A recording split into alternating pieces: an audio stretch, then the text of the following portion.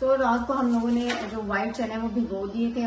अभी कुछ खड़े मसाले हैं, ठीक है, इनको हम ड्राई रोस्ट करेंगे और फिर इसको जो है ना भाभी पीस लेंगे क्योंकि इसका बड़ा अच्छा अरोमा आता है। हम मोस्टली जो कुकिंग करते हैं ना वो सारी अम्मी के तर्ज की ही करते हैं। मैंने भी अम्मी से सीखा, भाभी ने भी अम्मी से सीखा और अल्लाह का शुक्र है अम्मी की जो जितनी भी रेसिपीज है ना वो अब यूट्यूब वाले वो ऐसी रेसिपीज पे बना रहे होते हैं। अक्सर रील्स में देखती हूँ सेम वही वाली रेसिपीज फॉलो कर रहे थे जो मेरी अम्मी जिस वे में कुकिंग करती थी। बात हुई है कि हमारी माएँ जो है ना उनके पास वो नहीं था, नेट नहीं था, लेकिन उनकी अपनी रेसिपीज होती थी जो कि अब नेट वाले इसको फॉलो करते हैं, लेकिन बहुत मजे की थी। तो हम जो है अब ये दुआ के जो राइस है ये बिल्कुल अम्मी के तर्ज के ही बनाते हैं।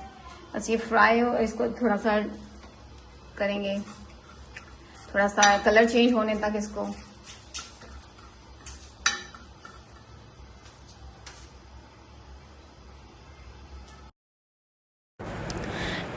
सबसे पहले हम बनाएंगे चनों का सूप। उसके लिए हमने कुछ खड़े मसाले लिए हैं, उनको हमने डाल दिया प्रेशर कुकर में और ओवरनाइट जो भिगोए हुए चने थे वो डाल दिए, अच्छे से स्टेन कर लिए थे, अच्छे से धो लिया था उनको बहुत सारी पानी के साथ। उसके बाद उसमें थोड़ा सा नमक डाला, इतना पानी डाला कि जो चने हैं वो अच्छे से गल जाए।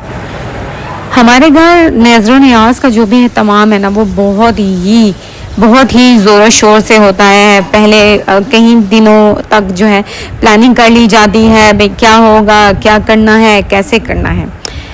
जब से मैंने होश संभाला है अपने घर में जो नज़र नियाज का तमाम है ना बहुत ही आला और अच्छे तरीके से करते हुए देखा अपनी अम्मी और भाभी को।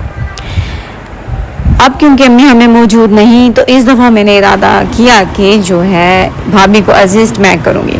हालांकि भाभी जो है वो बड़े बड़े काम मुझे नहीं करने देती। बड़े से मुराद कि इतना ज़्यादा जो है कुकिंग करना, इतने ज़्यादा मिकदार में खाना बनाना, ये शुरू से ही ऐसे है। पहले अम्मी ने ऐसा कोई काम करने नहीं दिया, हमेशा से लाड प्यार में रखा, सेंसिटिव रखा, लेकिन मैं कुकिंग में उतना ही इन्वॉल्व हुई। तो मुझे बड़ा ही इंटरेस्ट रहा इन चीज़ों के अंदर जो है अपने आप को इन्वॉल्व करने का, कुकिंग करने का। अम्मी इसलिए भी मुझे करने नहीं देती थी, कहती थी भाई तुम्हारी जो बाजू है ना वो बड़ी सेंसिटिव है, तो कहीं जल गई या कुछ उन पे दाग पड़ गया तो वो बुरी लगेंगी। माँ है ना, माँ तो माँ होती है ना। खैर इस दफ़ा मैंने पूरा जो है ना इरादा किया, बड़ी मुश्किल से भाभी को मनवाया। मैंने कहा ओके फ़ाइन, आप मुझे असिस्ट कर लेना लेकिन मुझे भी आप इन्वॉल्व करें, आप मेरे साथ हेल्प ज़रूर करें, लेकिन मैंने भी काम करना है। तो बस फिर क्या था, हम दोनों बहनों ने मिलकर सारा काम किया। सारी कटिंग भाभी पहले कर चुकी थी और मोस्टली ऐसे ही होता है। मोस्टली है कि खाना मैं बनाती हूँ लेकिन उसकी पूरी भाभी की कोशिश होती है कि कटिंग जो है वो सारी करके मुझे दे दे और मैंने सिर्फ जो है पतीले में वो चीज़ें डाल के सिर्फ चम्मच ही चलाना होता है। खैर ये भी बहुत बड़ी बात होती है कि आपको इतना भी काम कोई कर देना बड़ी बात होती है। अल्हम्दुलिल्लाह, शुक्र अल्हम्दुलिल्लाह, मिल के हम सब काम कर लेते हैं। वो मुझ पे काम नहीं छोड़ती और मैं उस पर काम नहीं छोड़ती। इस तरह से हमारे घर का जो माहौल है वो भी खुशगवार रहता है, काम भी जल्दी हो जाता है और अल्हम्दुलिल्लाह बरकत वाला रहता है। और मेरे ख्याल से घरों में बरकत इसीलिए ही मेंटेन रहती है कि जब आप लोग सलूक इत्तेफाक से काम करो, ना कि एक दूसरे की जड़ें काटो या दिल में कुछ ऐसा रखो। अगर आपको कुछ अच्छा नहीं लग रहा, आप फ्रेंडली तरीके से, बुरे तरीके से नहीं, भाई अगला भी जो है वो दिल रखता है, फ्रेंडली तरीके से उसको समझाओ, उसको बताओ कि ये चीज़ आपको पसंद नहीं है या ये ऐसे नहीं करनी, उस पर ना छोड़ दो। अब उसको डिक्टेट ना करो कि जी ये इसको ऐसे करना था, पहले आप खुद करो को भाई ये देखो मैं यूँ कर रही हूँ ना, आप भी ऐसे करने की कोशिश करें। हर बात को करने का एक तरीका होता है। यौम आशूर का आज दिन है और नज़र नियाज का तमाम इमाम हुसैन और शहदा करबला की याद में अकीदत और मोहब्बत का इजहार है। और जो नीयत है वो सिर्फ क्या है, अल्लाह की रज़ा और इमाम हुसैन की कुर्बानी को खिराज तहसीन पेश करना। और मेरे ख्याल से ये नियाज ना सिर्फ हमें जो है सवाब का ज़रिया बनती है हमारे लिए, बल्कि इत्तफाक, इत्तेहाद, हमदर्दी और जो मसवाद का पैगाम है ना ये वो भी देती है। क्योंकि इससे ये होता है कि जब भी हम लोग ये चीज़ें बांटते हैं तो बिला तफरीक बांटते, ऐसे नहीं कहते कि भाई आप किस फ़िरके से ताल्लुक़ रखते हो, आप किस फ़िरके से नहीं ताल्लुक़ रखते। बिला तफरीक जो है वो ये नियाज सबको खिलाई जाती है, सबको दी जाती है, सबको बांटी जाती है। तो ये एक बड़ा ही खूबसूरत ये एक मंजर आ जाता है कि हम बिला तफरीक जो है ये चीज़ करते हैं। कोशिश तो मैंने बहुत की कि हर काम को खुद ही से जल्दी जल्दी खुश उसलूबी से अंजाम दे दूं, लेकिन भाभी जो है एक सेकंड के लिए बाज नहीं आई।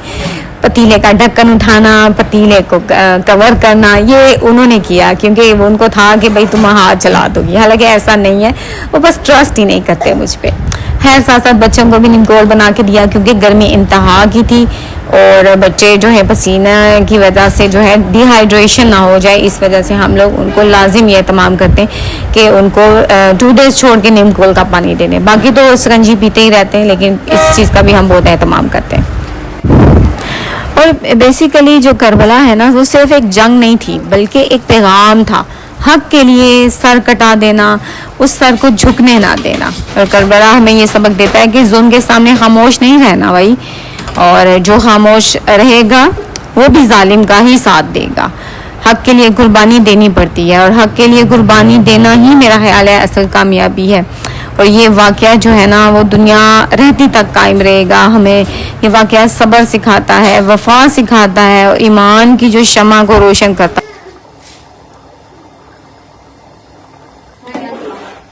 नहीं मैं रख लूंगी ना, दोनों पहले मिलके उसको उठाएंगे ना, ठीक है।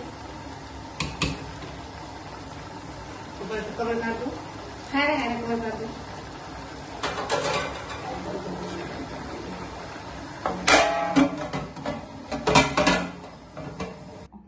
सो अल्हम्दुलिल्लाह हमारे दुआ के जो राइस थे वो बन चुके हैं अल्हम्दुलिल्लाह माशाल्लाह से। और अब बस बांटने की बारी थी, डिस्ट्रीब्यूट करना था। बच्चे मेरा ताबले हो रहे थे कि जल्दी से हमें डाल के दें और हम जाके बाहर डिस्ट्रीब्यूट करके आएँ, क्योंकि उनके दोस्त भी दे गए थे। तो अब इन्होंने दोस्तों को लारा लगा के रखा हुआ था कि हम भी लेके आ रहे हैं। बच्चों की अपनी एक्साइटमेंट होती है, बच्चों का अपना ये एक अकीदा होता है कि भाई सब लोग बांट रहे हैं तो हम भी बांट रहे हैं। तो सबसे ज़्यादा हाशिर जो है वो एक्साइटेड था एज़ ऑलवेज़। बल्कि हाशिर क्या, सही फरदान भी बहुत एक्साइटेड थे। फरदान तो बार बार कोशिश कर रहा था किचन में आने की, और इतना पतीला गर्म था, राइस इतने गर्म थे, बार बार उसके अंदर हाथ मारा था। और मुझे इन बच्चों की एक्साइटमेंट देख के ना अपना बचपन याद आ जाता है कि हम लोग भी सेम ऐसे ही एक्साइटेड होते थे ऐसे डेज़ में, और मज़े से पार्टिसिपेट करते थे, अपने पेरेंट्स की हेल्प करते थे।